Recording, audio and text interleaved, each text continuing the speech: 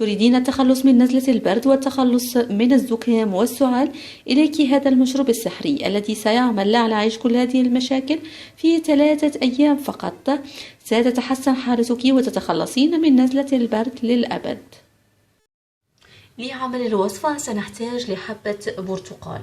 البرتقال رائع جدا، يساهم في علاج السعال ويطرد البلغم، كما أنه يحفز الشهية وينعش الجسم، كما ويقوي الجهاز المناعي حيث أن له فعالية كبيرة ضد البكتيريا والفيروسات التي تساهم في الإصابة بنزلات البرد. سنقوم باستخلاص العصير.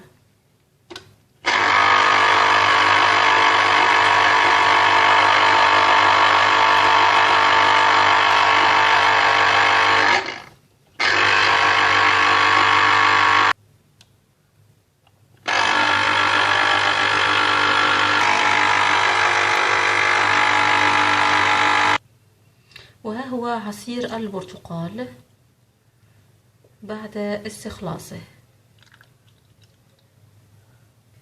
سنضيف إليه القرفة، سنضيف فقط القليل، يعني رأس الملعقة فقط من القرفة.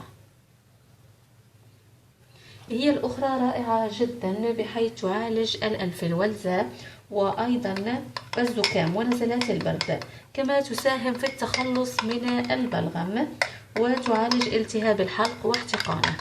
نخلط الكل جيدا حتى تتجانس القرفة مع عصير البرتقال. كما تعرفون هي تتكتل، لذلك قوموا بتحريك الكل جيدا حتى تذوب بالكامل في عصير البرتقال.